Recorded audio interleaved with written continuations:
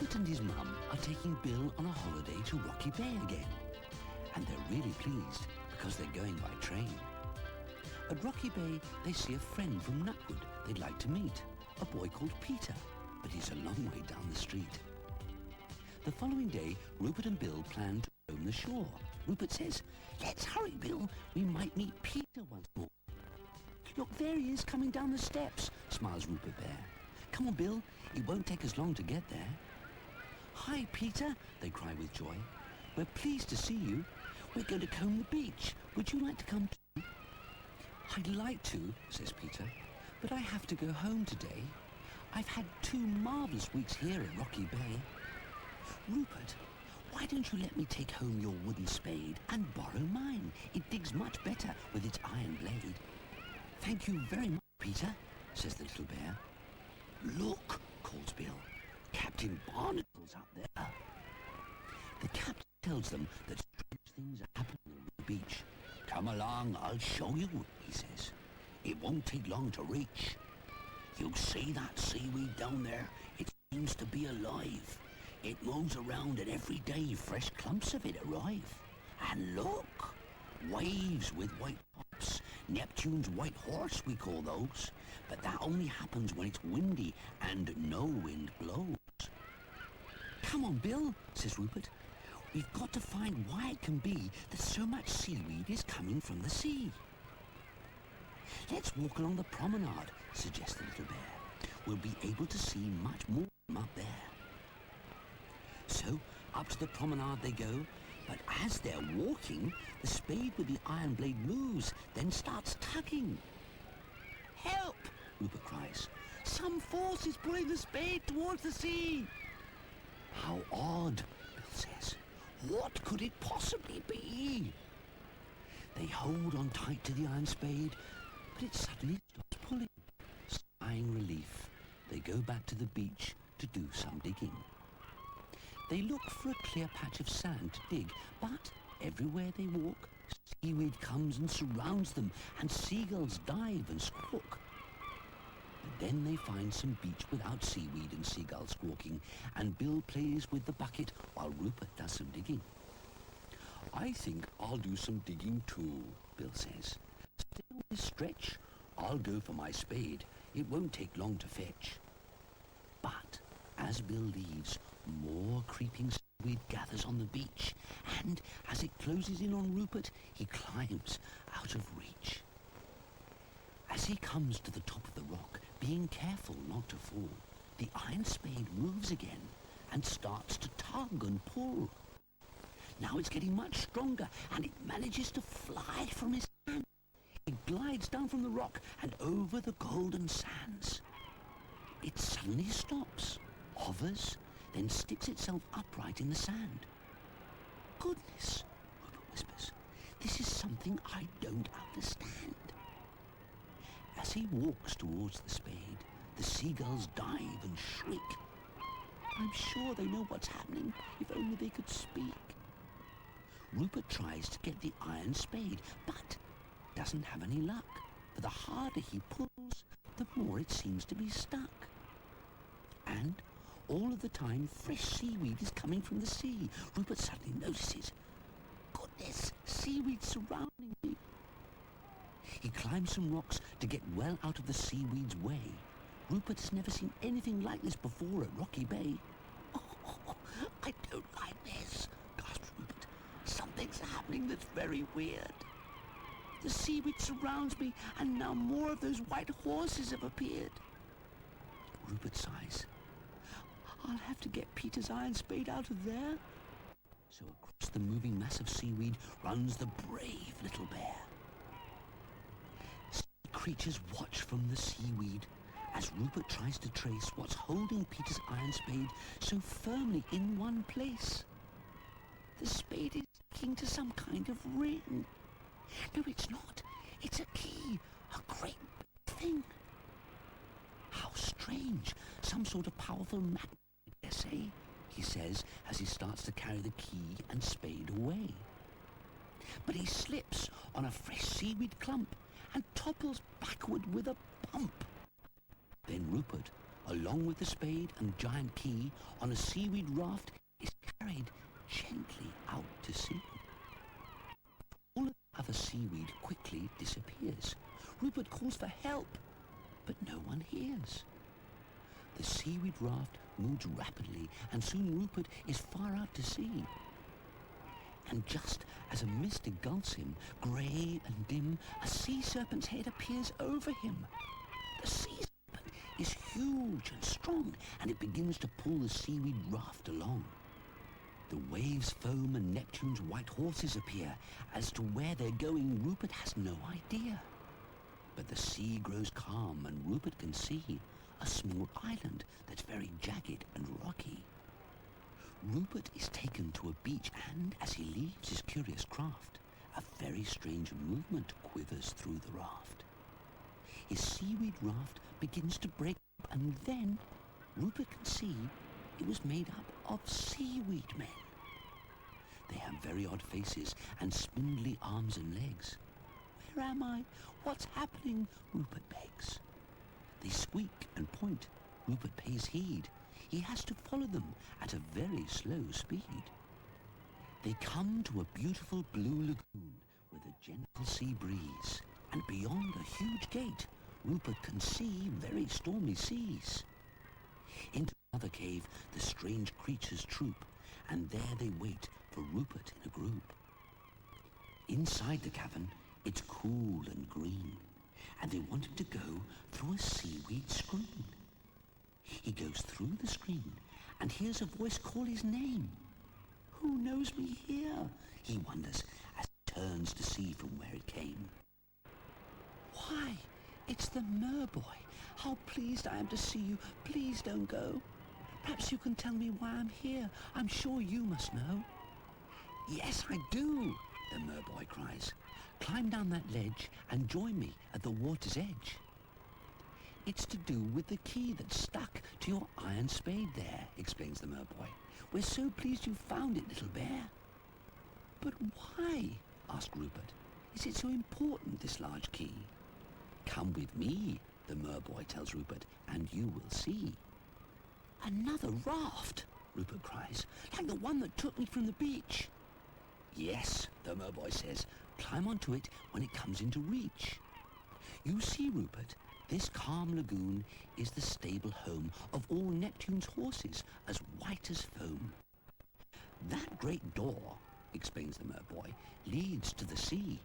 It's locked with all the horses outside, and that's the only key. The Merboy pulls himself from the sea and sits on a rocky shelf. I need some help, Rupert, because I cannot turn the key myself. Rupert leaves the seaweed raft and climbs onto the rocky shelf too. As it floats off with the key and spade, long tentacles come into view. They reach for the raft, take the spade and key, and holds them tight. It's a giant octopus who pulls them apart using all his might. As they are separated, the octopus throws the iron spade away. Stop! Rupert cries. That's got to go back to Peter after my holiday. Don't worry, says the Merboy. That's our chief octopus. Everything will be all right. Watch him open the door for us. As the key turned, the great doors swing open. It's done, the Merboy cries. Now, when I blow this horn, we'll see some fun.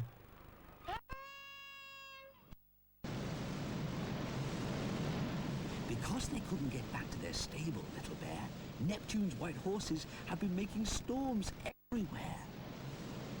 The horses charge in one huge foaming mass and pour straight through the newly opened stable door. How, Rupert asks, did the stable key get to Rocky Bay? Well, said the Merboy, I believe some mischievous horses took it away. They locked the stable door, and by, they hid the key. Oh, they're very sly. Climb to the top, the Merboy tells Rupert. That's the best idea. From there you can see much more, but I have to keep watch down here. Now Neptune's horses are in their stable. The sea is calm enough, Rupert says. But wait, what's that? That looks very rough. Rupert quickly slithers down the rocks to find that two big horses have been left behind. Towards Rupert, the pair advance, flinging up spray as they rear and prance. "All right, Rupert," the merboy cries as he swims ashore. "These are the mischievous ones who lock the door. They really cannot do just as they wish. I'll deal with them. Go, flying fish!" The flying fish will bring the sea serpent soon. He'll help me get them back to the lagoon. Thank goodness they're calming down, thinks Rupert with an anxious frown. They're quiet now, Rupert, so I can manage them myself. The sea serpent will guide you back along the rocky shelf. So Rupert follows the serpent along a path dangerous and high until he gets to a part he just cannot get by. "Oh dear," sighs Rupert. "It's calm and peep. I'm stuck. This rock's far too steep." But the great sea serpent hurries back and lifts poor Rupert from the difficult track. In its mouth, it carries the little bear until they reach a sandy cove where Rupert is set down on the beach. "Rupert," the merboy calls, "look what the octopus gave me." "Oh, the iron spade," Rupert cries. "That's something I'm very pleased to see." And now the little bear's task is complete. The seaweed men form a raft at his feet. "The two white horses you helped me catch today are going to take you back to Rocky Bay." A thunderous roar makes Rupert look up. Heading towards him is a huge wave. "Help! Help!" Rupert cries. "Merboy, sea serpent, you've got to save!" Before he can say another word, the wave's over him in a wall. The frail seaweed raft goes up and Rupert starts to fall. But to Rupert's surprise, a big white horse appears on each side, and sighing with relief, he realizes he's on his homeward ride. And so, through thick mist, the frail craft speeds, carried high by King Neptune's handsome steeds. And from Rocky Bay's beach, Bill sees the huge wave. "Look, Mrs. Bear, the sea's getting very rough. What do you think's happening out there?" But before Mrs. Bear can answer, Rupert floats in on his seaweed raft. "Rupert," Bill cries, "where have you been on that strange craft?" So Rupert explains how he found the key, and they listen with pride as he tells them of Neptune's white horses and his exciting ride. He tells them too of his seaweed raft, but when they turn round, all the seaweed men have gone, and so the raft can't be found. "Our friend Captain Barnacle must know what's been done," says Bill, and so across the sand, prepare them run. Then up the steep, rocky steps to his shack they climb, where Rupert tells the captain of his thrilling time. "My word, Rupert, that's the strangest sea tale I've ever heard tell," the captain says. "You've solved the bay's mystery as well."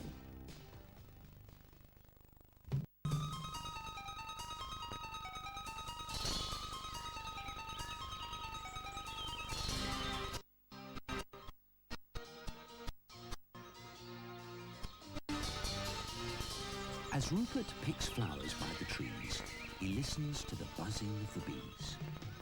And suddenly, something makes a very loud buzzing sound, and a large insect flies quickly by as Rupert looks round. The strange insect gives Rupert quite a fright, but soon flies swiftly out of sight. "Goodness," cries Rupert, "it has stung that tree. Whatever can that nasty insect be?" And just as he walks away, out pops the imps of spring, who shout, "Little bear, why have you done this dreadful thing?" Says Rupert, "I didn't do that, so don't blame me. A very large insect stung that tree." But just then, there's a loud buzzing sound, so Rupert gives a shout. That insect's coming back again! Imps, look out!" Rupert tries to follow the insect, which is a bright colour green. "It's gone, but where?" sighs Rupert. "Ah, the goat, he may have seen." "Please," cries Rupert, Have you seen a thing that stings? It's green and buzzes loudly with its wings.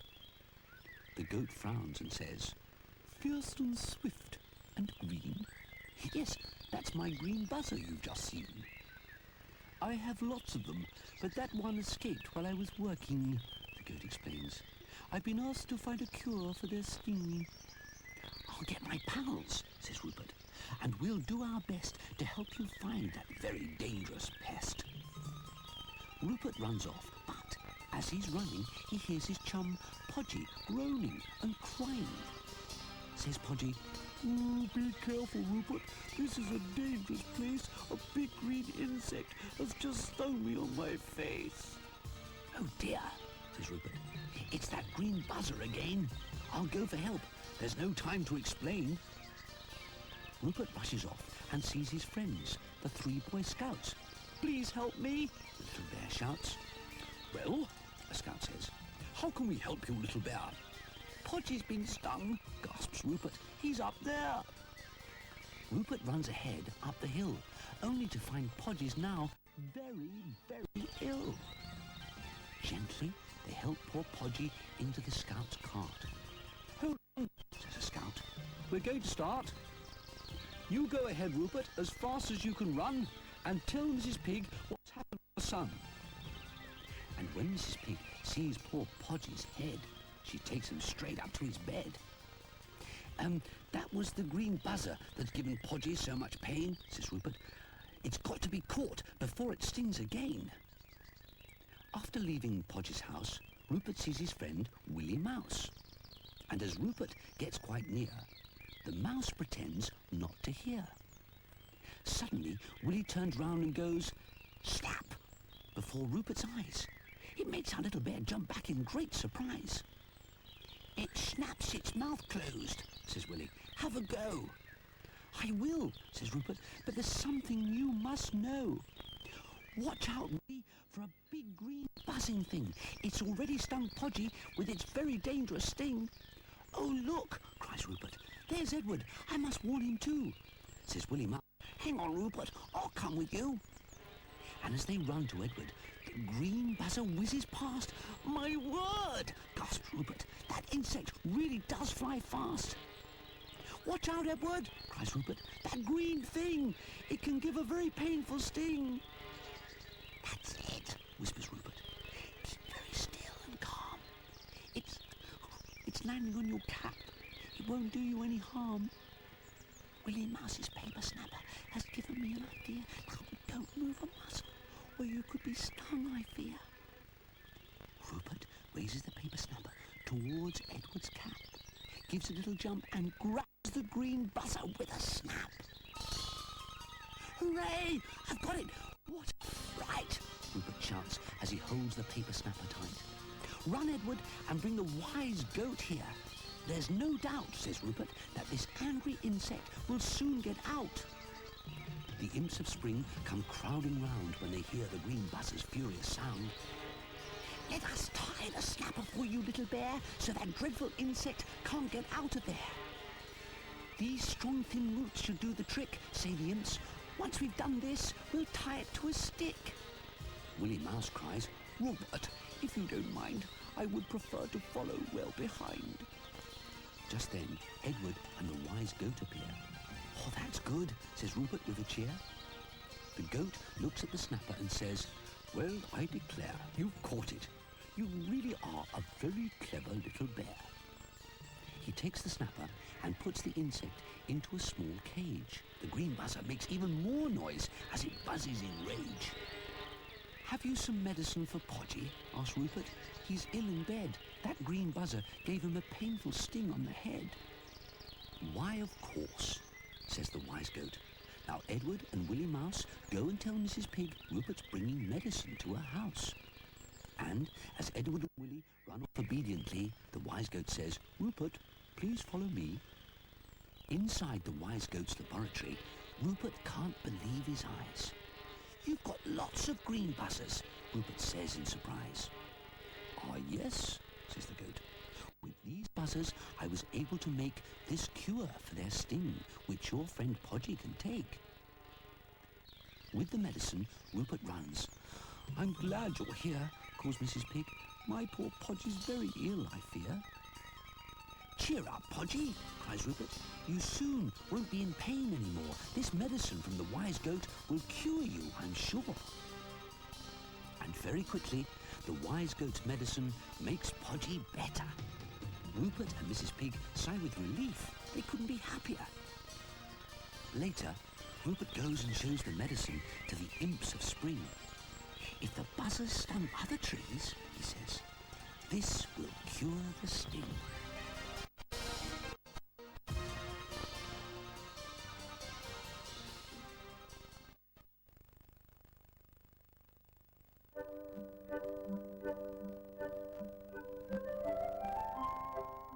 Rupert has a lucky find, a large shell, the pearly kind.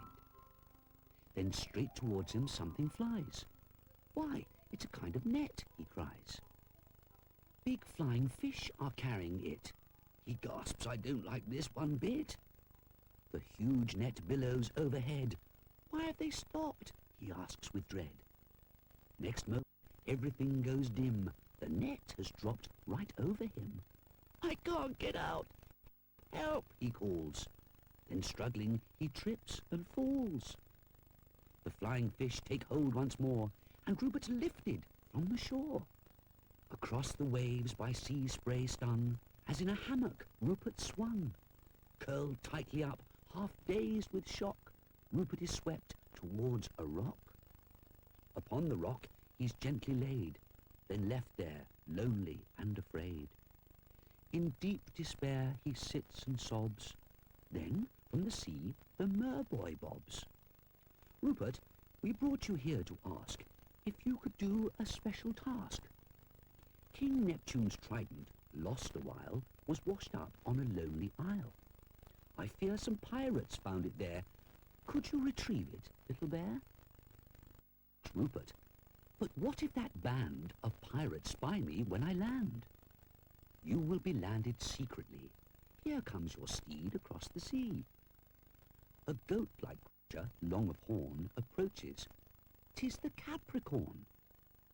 Then from the rock the merboy dives to greet the goat as it arrives. The Capricorn, King Neptune's pet, will take you safely. On you get. Now Rupert sits astride his steed. He hopes his mission will succeed. Then, holding tight, off Rupert goes. Trident must be found, he knows. The sun is setting when he sees an island crowned with tall palm trees. "I hope no pirates saw us come to land," he whispers as they reach the sand. "When you find the trident, hold it high. Then I'll come back for you. Goodbye." "Supposing I can't find it?" "Wait!" But Rupert's question comes too late. "So if the trident I can't trace, that means I'm stranded in this place. Suppose those pirates heard me shout?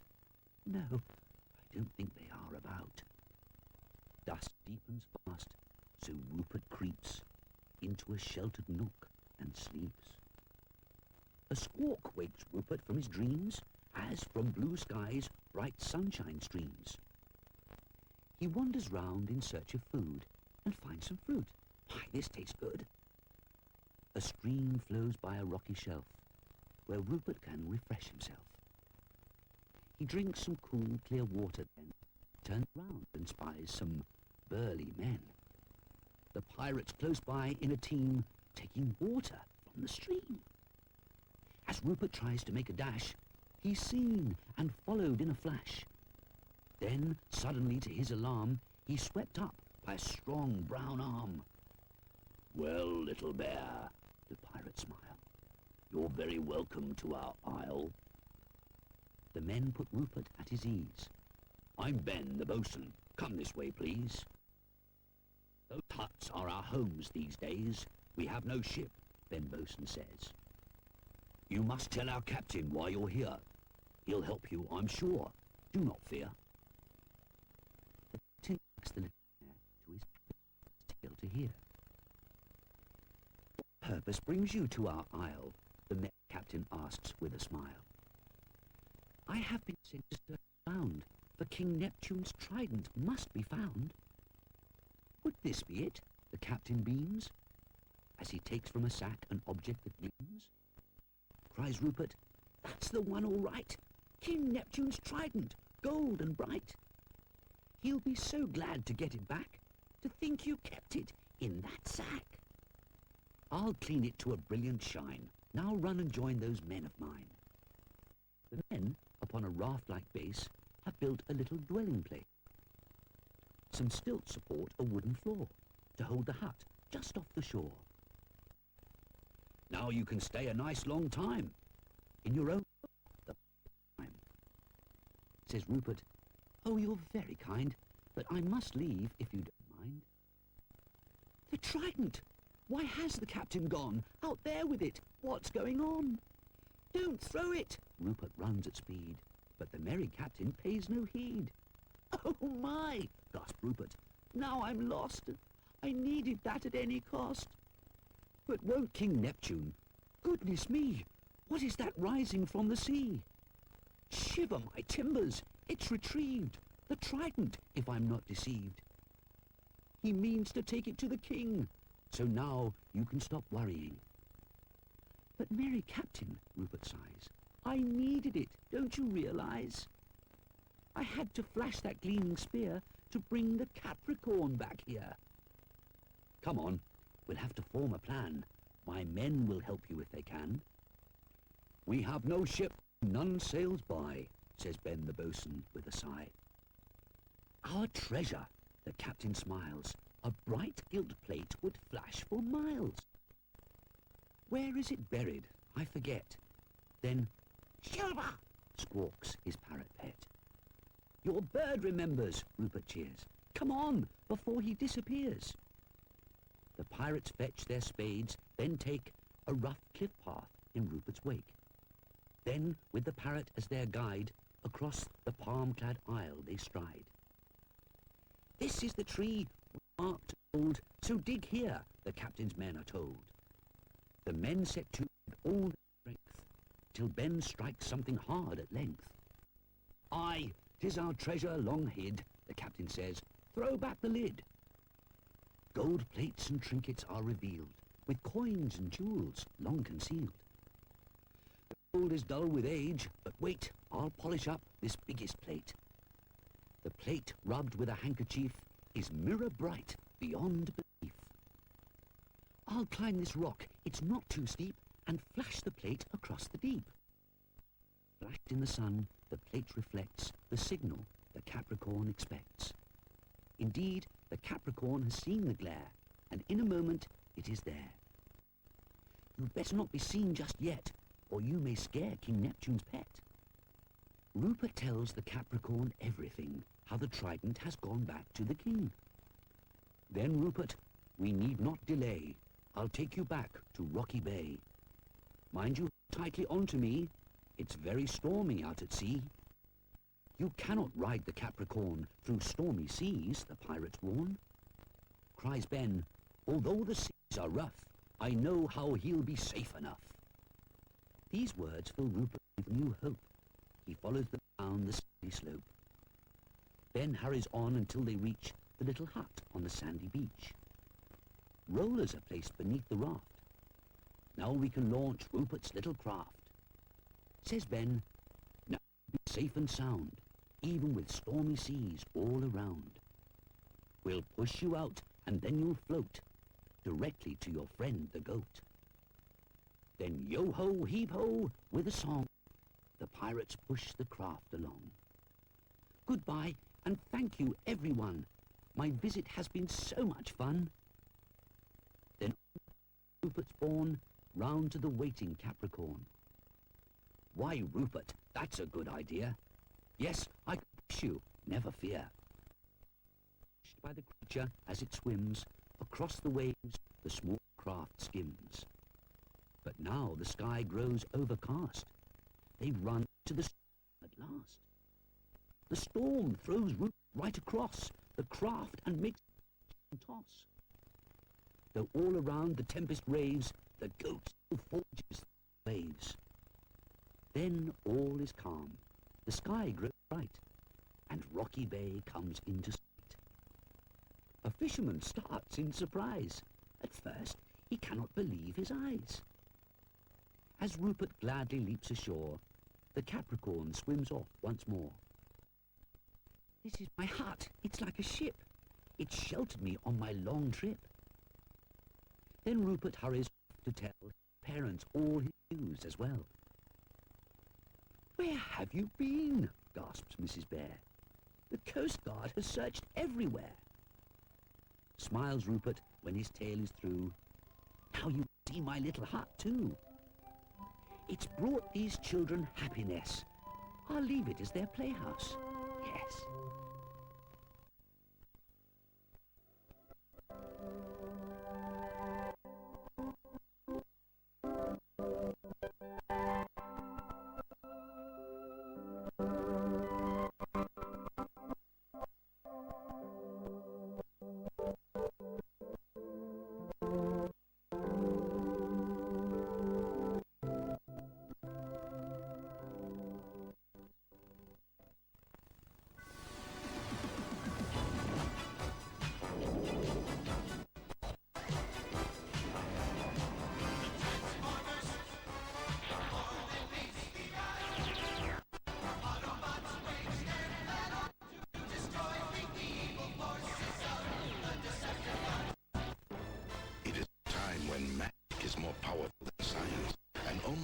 Control the magic, control destiny.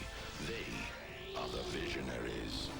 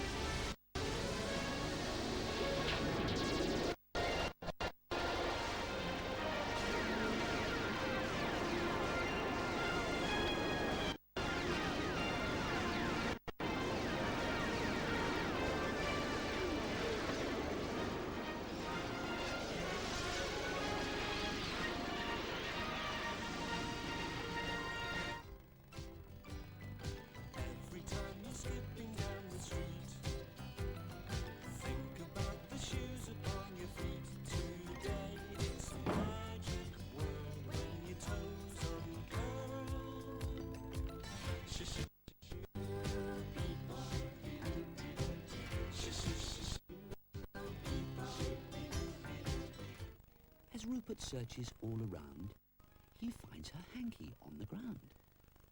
The rabbits join him, then they hear a hedgehog calling them quite near. He tells them Margot is close by. Off they go once more to try. "Just look at that," cries Rupert Bear. "A brand new notice board up there." The rabbits run off into the wood. Rupert calls them to stop, but it's no good.